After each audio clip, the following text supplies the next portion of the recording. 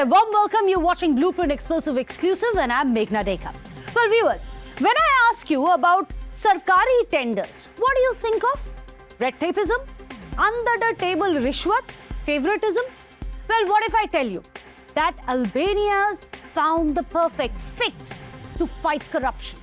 In fact, meet the first ever AI minister, not made of flesh and blood and empathy, but is made of pixels and code. Well, that's right.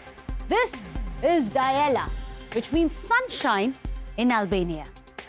Diella is Albania's first ever anti-graft crusader. And no, she's not a human being. She is an AI bot. She's been created virtually and has been appointed as a minister who's going to be fighting graft. How? Well, here's all you need to know about Diella, the AI minister, reshaping global conversations, because remember, it's not just about Albania.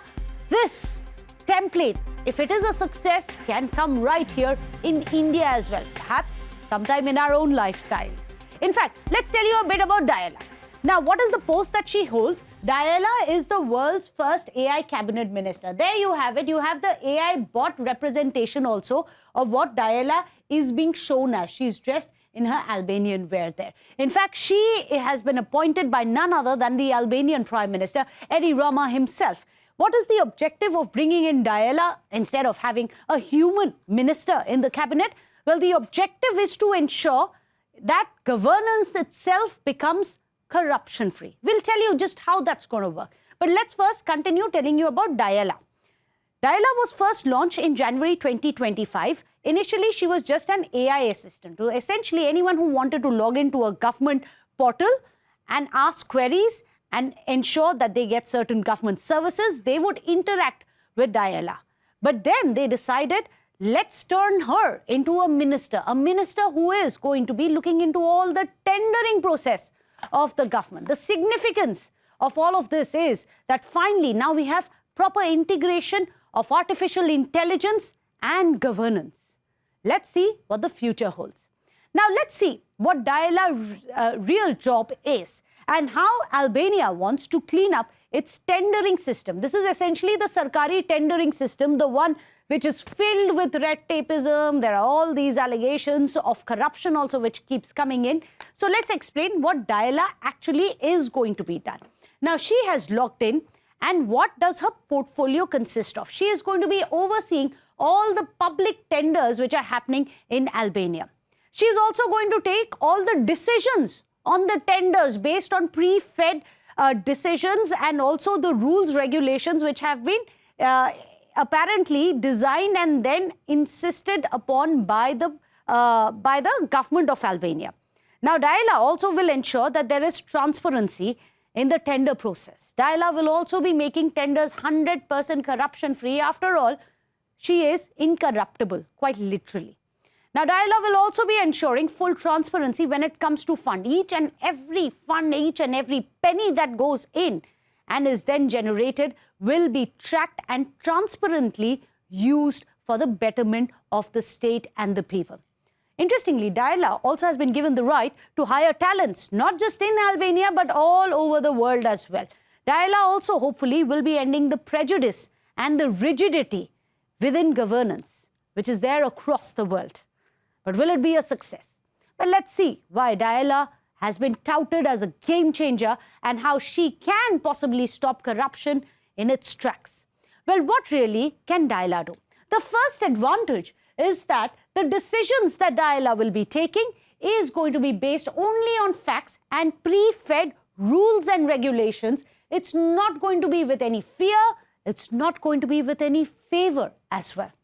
Also, Diella can possibly curb graft itself, especially when it comes to the public sector enterprise, to stop public sector graft within the entire tendering process. Third advantage is that she can possibly stop laundering as well. Laundering by international criminal networks, drug trafficking, arms smuggling. A lot of the money is being laundered in Albania specifically, where there is that huge problem via the government tendering system. Fourth advantage of Diella is that she, being AI-generated minister, she will be completely incorruptible. There is no way that you can possibly bribe her and expect for any favors in return. Also, she can possibly curtail graft in senior levels of government as well and not fear red flagging graft and not fear any kind of action or reprimand. Tech can now finally be an active participant when it comes to governance itself. Yet, even as Diella promises to crush corruption, questions and challenges continue to loom large. What are these questions? We'll sample some of these red flags coming. What happens if the entire program gets hacked? She may not be corruptible, but what if she gets hacked? It will give illegal access to the hacker, and it could be to top secret, perhaps confidential government documents as well via hacking Diella. Second problem, can a government design an AI bot which is going to be free of all interference? Well, that's going to be the next big challenge. Also, an AI bot cannot be bribed. But what if it gets reprogrammed? What if they shut it down? What if they tweak it?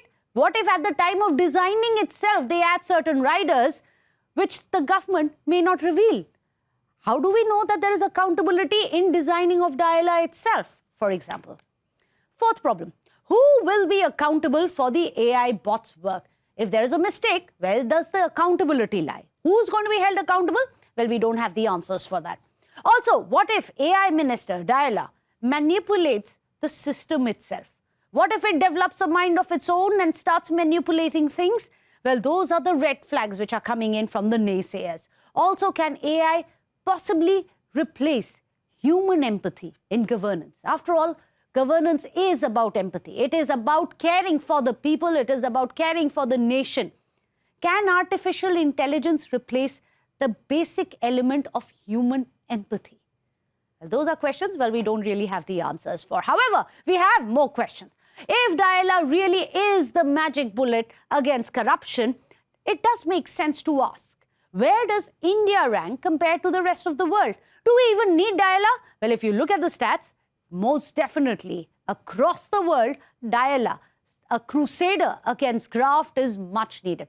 For example, when you look at the Transparency International's Corruption Index, India stands at rank 96 when it comes to corruption. If you look at UK, it stands at 20. US is below UK at 28. Albania is at 80. And remember, one of the preconditions for Albania to join EU has been to stop corruption in its country, which is why they are even bringing in Diella, because they are ranked 80th. Pakistan ranks, of course, far below India, which is 135th. You have Bangladesh at 151. So that's where the world starts and stands when it comes to corruption. But if India were to introduce an AI mantri, someone like Diella perhaps, the impact could be massive. Here's how the country stands to benefit. Let's explain and break it down for you. The reason one, why it may work, because it will then end the sarkari red tapeism, especially when it comes to the state governments. Because remember, when it comes to the central government, the entire tender process has already been made online. It has been streamlined. But when it comes to the state government, there is still a lot of red tapeism which is there in the tendering process.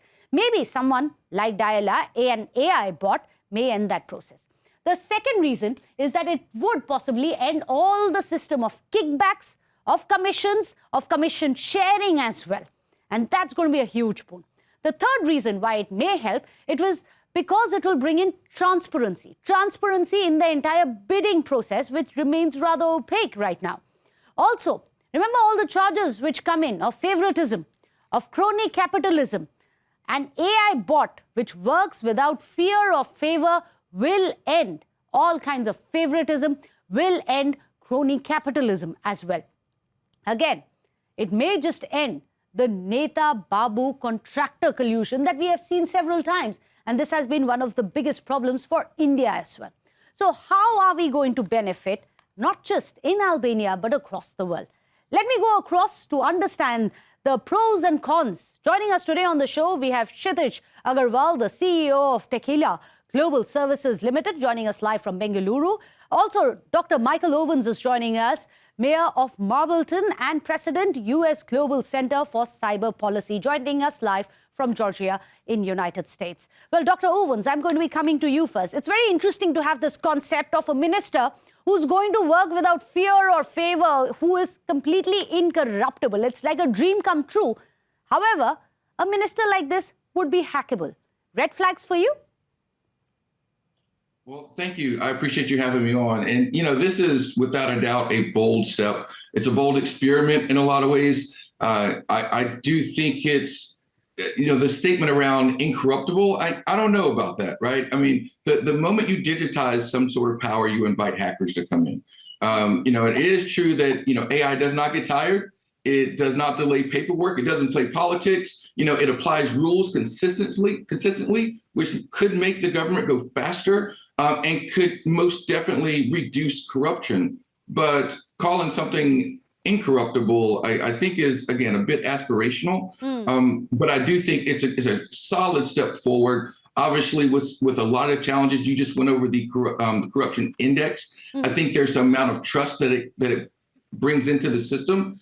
And again, at the end of the day, I think it is a powerful move forward. But I would stop short of saying it's truly an incorruptible system. Well, perhaps there are many others who'd agree with you, because at the end of it, where does the accountability really lie? But Kshitij, you must explain to us, in a system such as this, how would it work? Let's say today India says that let's have our own AI bot, which is going to oversee all the tendering system, state to state, even in the central level. Who will develop it? Will it be a company? How do we ensure that the company does not have a little rigging system in place? How do we know that the government is not adding its own 2 bits to it? How does it affect the AI bot once a government exits and a second government of a different party, perhaps a political rival, comes to power? How do we move forward in this? If you can explain the mechanics of it. Yeah, of course, bringing this to India can be a big change, right? As you know, India spends billions and billions of dollars, right, in tenders, and even if we are able to save maybe 2% of the cost, that will go back a long way to the citizens, right? Absolutely. So I think it's a exactly great move which India should take. But of course, with India, as you mentioned, India is a different state, is different from central and all. I think the idea should be that we should start small, right? So instead of going across the pan India, we can start with a smaller project, right? We can maybe start with, let's say a couple of departments, maybe highway projects or defense, or a couple of smaller projects, right? Where we can try to implement this kind of AI bot, which is not exactly like a minister, but at least like a procurement manager, you can say, right? Which can at least validate all the, the tenders. It can validate all those. It can decide which ones to choose it, but most importantly, it should also show us why it is choosing the one over other, why it succeeds, right? So it's very important to keep it transparent. Okay. Plus, of course, we do need a governing body. We might need an independent governing body, irrespective of the government, right? Who should be responsible to validate? Because as you rightly said, AI is still a baby, right? It can still do mistakes. It can still hallucinate, right? So we cannot, just rely completely on that, but we can definitely use it to expedite the process. We should use it to make a decision. And then someone validates those and make sure they put a stamp, and at least someone is accountable, right? So if AI do a mistake, because let's say if a wrong tender was passed and, you spend millions of dollars and it fails, who is accountable? You cannot get hold of the AI. So I think there should be a committee in place, which is independent of the governments, so like ED, for example, which is independent. So similar kind of like a independent governments should be there. I think, which is very important. I think that's an important point that you've made. It's not something that the government should be doing. It should be perhaps an independent body, so that it does not get impacted by which party is in power, which government is there. It doesn't matter. Right. Irrespective of that, independently, it should be held. Of course, that will be a long way to for us to figure out. But Dr. Owens, one thing is certain. When you have AI, it is essentially dispassionate. It will rely only on facts and whatever has been fed to it as per rules. But there is no level of human empathy. Can we have governance without human empathy? Yeah, that's a great question. And this is where I put my other hat on as mayor of a city of Mableton, Georgia, where you have to lead a city, a government with a level of empathy there, right? What is good for the overall, for the people. Now, that does not mean that cannot be baked in, if you will, into the actual learning of the system. In every system, including tenders and procurement as a whole, there are going to be qualifiers there. In the U.S., we often have things for veterans or for small businesses or things of these nature. Absolutely. So you can still code in elements that are, I won't say human-like, but they're parameters that help to level the playing field if that's what the goal is, or if you want to have certain parameters, certain markers, some metrics that can be coded in. Because at the end of the day, you have to remember, Diella at the end of the day is lines of code, right? I mean, although I think she represents something bigger in this case, right? The fight for a cleaner, more transparent government, but also it could lead to a more ethical government to where we mentioned before, corruption and bribes aren't there, but also the way to say, these are the criteria that we want to move forward with and have the ability to look across. I mean, anytime you're talking about human, it's basically sequential, right? They're looking at one thing at a time. The idea that for an AI bot or agent to look at hundreds of thousands of millions of different transactions and be able to discern what are the trends, where are things going, where should we get better, how are we not serving certain groups of people or certain entities that we can move forward. That is a very powerful opportunity that's there. I think her role to oversee procurement is at the very heart of corruption itself, to have a system that can take out the anomalies that a human can have, or explicit biases even that humans may have. So I think it's a great opportunity. It is a symbolic step in some ways, but I also think it's one that's very, very helpful for the country. But Dr. Owens, you made a very relevant point there. Essentially, on one hand, let's say you have a tender that you float as a government. You have a huge, large corporate who wants to bring in and bid for this tender. On the other hand, you have the small mom and pop shop, which says, against the odd, let's bid for the tender as well. You may have other issues other than the rules and regulations, other considerations. Let's say there is a corporate which is more environment friendly, may have other returns which may not be monetary. So you may want to choose something beyond. That's where the human element comes in, empathy comes in. So I'm going to come across to you, Kshitij. How do we cheat the system? Because one thing that Dr. Owens also pointed out, it's easy to, AI, as even you were saying, is a baby. It does get delusional. Also, it also comes with inherent biases of the people who designed it. Right, exactly. So again, you understand the way AI works is all from the historical data. Yes. And I'm assuming like the data which is from Albania, right, who is using it to train the system. What is the proof that the previous records it has been using, let's say, a specific firm for, let's say, a road contract or a specific firm for a defense contract? How do we not know that, it is falsely, claiming it to be the best company out there, right? So one, it is very important to validate all the previous history, right, and then clean the data as much as possible. Right. Right. Secondly, you mentioned about how to cheat it. Of course, there are 100 ways. As Indians, I think we are very strong in finding a loophole, right, in everything. So I'm sure there will be 100 ways, but I think the point should be how to make it more secure, right? That's more important, so that we cannot work around it. So I think, as I mentioned earlier, an authority, a regulator, an agency should be needed, right, to make sure that whatever AI is focusing. Absolutely. Right now, however, we don't have either the rules or an authority, not even laws which are governing AI, and perhaps that's where we go down the slippery slope. But it's been a pleasure, Kshitij, having you on the show, as well as Dr. Owens explaining to us the administrative parts, the merits and the demerits of integrating artificial intelligence and governance. Hopefully today you've learned something new. I know I certainly have. Without a short break, don't go anywhere.